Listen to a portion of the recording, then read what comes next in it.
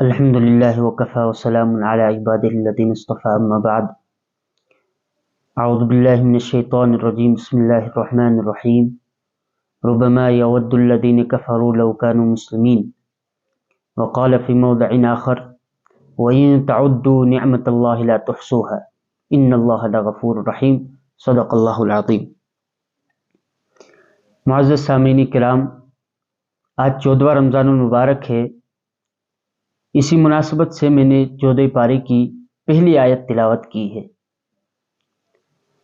اللہ رب ذوالجلال نے ہم پر بے حد احسانات کیے اور اتنے انعامات اور اتنے احسانات کیے ہیں، اور اللہ رب ذوالجلال نے ہمیں اتنی نعمتوں سے نوازا ہے جن کا کوئی شمار نہیں ہے. اسی آیت کی طرف، اسی مضمون کی طرف اللہ رب ذوالجلال نے اشارہ فرمایا: وَإِن تَعُدُّوا نِعْمَةَ اللَّهِ لَا تُحْصُوهَا إِنَّ اللَّهَ لَغَفُورٌ رَحِيمٌ. خود جب انسان غور کرتا ہے تو انسان کے جسم میں اتنی لازوال نعمتیں اور ایسی انمول نعمتیں ہیں کہ انسان حیران و ششدر رہ جاتا ہے. انسان کے پاس آنکھیں ہیں. کوئی انسان، عقل مند انسان، کسی دوسرے انسان کو کسی قیمت پر بھی ایک آنکھ دینے کے لیے تیار نہیں ہے.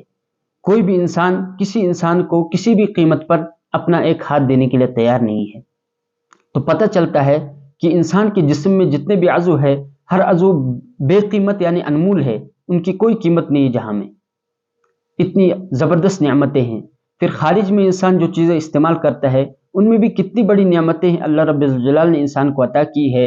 رزق ملتا ہے انسان کو، ہوائیں استعمال کرتا ہے. تو یہ سب چیزیں انسان کے لیے نعمت ہے جو انسانوں کی خدمت کرتی ہیں. لیکن یہ ایسی نعمتیں ہیں جن میں سب انسان برابر ہے، چاہے وہ اللہ کو ماننے والے ہوں یا اللہ کو نہ ماننے والے ہوں، سب انسان برابر ہے. لیکن اللہ رب الجلال نے مجھ اور آپ پر جو سب سے بڑا کرم کیا اور سب سے بڑی نعمت سے نوازا وہ ایمان کی دولت ہے. ایمان سے بڑھ کر کوئی دولت دنیا میں نہیں. حدیث پاک میں آتا ہے کہ قیامت کے دن اللہ رب الجلال اپنے اس بندے سے کہیں گے جس کے بارے میں جہنمی ہونے کا فیصلہ ہو چکا ہو کہ اے بندے، اگر آج تیرے پاس جہاں پر کا سونا ہو، زمین پر جتنا سونا ہو آپ کے پاس، اور میں تجھ سے کہوں کہ تو وہ سونا مجھے دے دے، بدلے میں تجھے میں جہنم سے چھٹکارا دے کر جنت میں داخل کر دوں، تو کیا تجھے منظور ہے؟ تو بندہ خوش ہو جائے گا اور کہے گا یا اللہ مجھے منظور ہے یہ سودا. لیکن اللہ فرمائیں گے وہ وقت بیت چکا ہے. یہ تو دار الجزا ہے، دار العمل تو دنیا تھا، وہاں تو یہ سب کچھ چھوڑ کر آیا ہے. قرآن مجید میں اللہ رب الجلال فرماتے ہیں: ان الذين كفروا لو ان لهم ما في الارض جميعا ومثله معه ليفتدوا به من عذاب يوم القيامه ما تقبل منهم ولهم عذاب اليم. کہ کافروں سے اگر ان کے پاس قیامت کے دن زمین جتنا سونا، زمین جتنی چیزیں ہوں اور اس جیسے اتنی یعنی اور بھی دولت ہو ان کے پاس، اور کافر چاہیں کہ وہ اسے فدیہ میں دے دیں اور بدلے میں ان کو دوزخ سے چھٹکارا ملے، تو ان سے قبول نہیں کیا جائے گا. اس سے پتہ چلتا ہے ایمان کی کتنی قیمت ہے. اور یہ ایمان آپ اور مجھے بغیر کسی محنت کے اور بغیر کسی قیمت کے اللہ رب الجلال نے عطا کیا ہے، تو اس کی قدر کرنی ضروری ہے. آج جو ہم حالات دیکھتے ہیں، امت مسلمہ جہاں پر کھڑی ہے اور جس دور سے گزر رہی ہے، تو یقیناً وہ غم کھانے کے قابل ہے کہ اس پہ انسان کو بڑا دکھ درد ملتا ہے. ابھی کچھ دن پہلے آپ نے دیکھا ہوگا کہ ہمارے کشمیر میں ایک بدنصیب بیٹے نے اپنی ماں کا قتل کیا، اور اسی طرح ایک مہینے پہلے ابھی سوشل میڈیا پر جو ہے ایک ویڈیو وائرل ہوئی تھی کہ ایک لڑکی نے 1 سال پہلے کسی ہندو لڑکے سے ازدواجی تعلق قائم کیا تھا، اور ٹھیک 1 سال بعد اس لڑکے نے اس لڑکی سے اپنا ربط توڑ لیا، اپنا ناتا توڑا، اور یہ کہہ کر کہ ہمیں آپ کی ضرورت نہیں ہے، چھوڑ دیا، اور اس لڑکی اس بہن کے حواس باختہ ہو گئے تھے. یہ سب بے دینی کا، یہ سب اس کی وجہ جب ہم دیکھتے ہیں تو اس کی یہی وجہ ہے کہ ہم نے اپنے ماتحتوں کو، اپنے اولادوں کو اور اپنے بہن بھائیوں کی وہ تربیت نہ کر سکے جو ان کی تربیت کا حق تھا. ان کے دلوں میں ہم ایمان کا چراغ روشن نہیں کر سکے، جس ایمان کی بدولت وہ مستقبل میں اپنے لیے راستہ ان کے لیے آسان ہوتا. تو یہ سب بے دینی ہے. اور ابھی جب ہم اخبارات میں دیکھتے ہیں، رسائل میں دیکھتے ہیں، اور پوری دنیا کے حالات کا یہ جو جائزہ لیتے ہیں، تو ذہنی ارتداد اور الحاد ہے، جس کی وجہ یہی ہے کہ ہمارے اندر ایمان کی وہ طاقت، وہ جذبہ نہیں ہے. میرے دوستو، جب ایمان دلوں میں آتا ہے تو یہ چیزیں پھر انسان کو خیارہ نہیں کرتی یہ چیز انسانوں پر اثر انداز نہیں ہوتی ہے، کیونکہ ایمان بہت پاورفل چیز ہے۔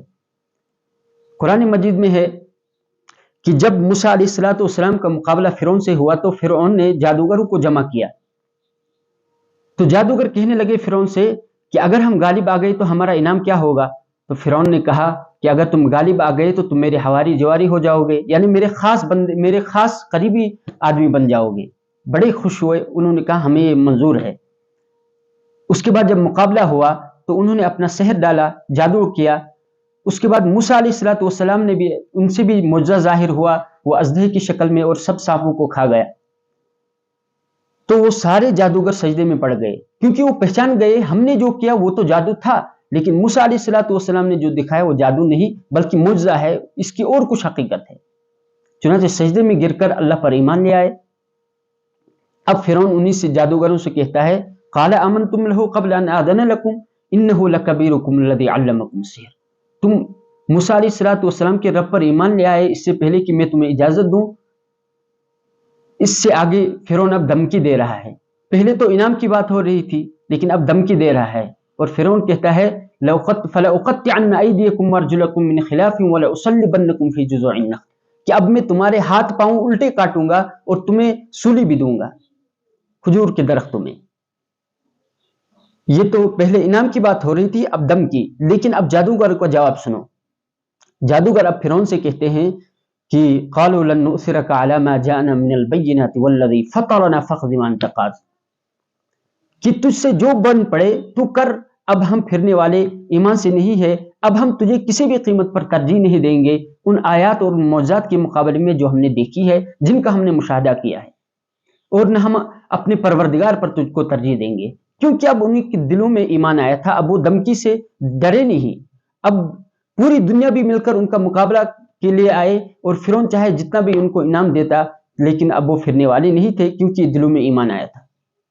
یہی چیز بخاری شریف کی ایک طویل حدیث ہے پہلے باب میں کہ حضور علیہ السلام نے صلح حدیبیہ کے موقع پر بادشاہوں کے نام خطوط لکھے۔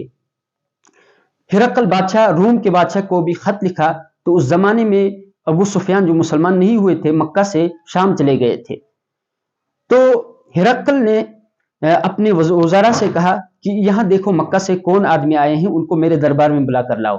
چنانچہ ابو سفیان کو لیا گیا، ابو سفیان حاضر ہوئے، وہاں بادشاہ نے جو ان سے انٹرویو کیا اور ان سے کچھ باتیں پوچھی، 11 سوالات تھے لگ بھگ، ان میں سے ایک سوال یہ تھا کہ ہرقل ابو سفیان سے پوچھتا ہے جو نبی آخر الزماں یعنی جو نبوت کا دعویٰ کرتا ہے، کیا اس کے ماننے والے دن بدن بڑھتے ہیں یا گھٹتے ہیں؟ فرعون کہتا ہے نہیں، اس کے ماننے والے دن بدن بڑھتے ہیں۔ تو اس پر کومنٹ کر کے ہرقل بادشاہ کہتا ہے جو مسلمان نہیں تھا، اور کہتا ہے کہ ہاں ایمان کی یہی شان ہے، یعنی ایمان دن بدن بڑھتا ہے۔ اور اصلی سوال جو تھا جو مجھے بیان کرنا ہے وہ یہ، فرعون کہتا ہے کہ نبی آخر الزماں کے جو ماننے والے ہیں، هل يرتد احد منهم سخطة لدينه بعد ان يدخل فيه، کیا ان میں سے کوئی جو ایمان میں داخل ہوتا ہے کیا اس کے بعد وہ ایمان سے پھر بھی جاتا ہے، یعنی کسی ناگواری کی وجہ سے؟ تو ابو سفیان باوجود اس وقت مسلمان نہیں تھے کہتے ہیں کہ نہیں، جو ایک مرتبہ ایمان میں داخل ہو جاتا ہے پھر وہ اس سے نکلنے کا نام نہیں لیتا ہے، چاہے وہ اس پر کتنی بھی تکالیفیں آئیں، چاہے اس پر کتنے بھی ظلم کرو، وہ دین سے پھرتا نہیں ہے۔ اس پر ہرقل بادشاہ کومنٹ کر کے کہتا ہے ہاں ایمان کی یہی شان ہے کہ حین تخالط بشاشتہ القلوب، جب ایمان کی حشاشت و بشاشت دلوں میں آ جاتی ہے پھر اس سے کوئی نکلتا نہیں ہے۔ میرے دوستو، آخری بات عرض کر رہا ہوں خلاصے کے طور پر کہ ہمارے یہاں جو ذہنی ارتداد ہے یا جو ایسے واقعات آتے ہیں، اس کی بنیادی وجہ یہ ہے کہ ہم اپنے گھروں میں اسلامی تعلیمات کا رواج نہیں دے پائے ہیں، اور گھروں میں اپنے اولاد کی یا اپنے بھائیوں بہنوں کی وہ تربیت نہ کر سکے، انہیں کے دل میں ایمان جگا نہ سکے تاکہ وہ مستقبل میں کامیاب ہوتے۔ اللہ پاک سے دعا ہے کہ اللہ پاک ہمیں صحیح ایمان کے صحیح مفہوم سمجھائے، اور اللہ پاک ہمیں صحیح ایمان والا بنائے اور تا دم ہمیں ایمان پر قائم رکھے۔ وآخر الدعوانا الحمد للہ رب العالمین۔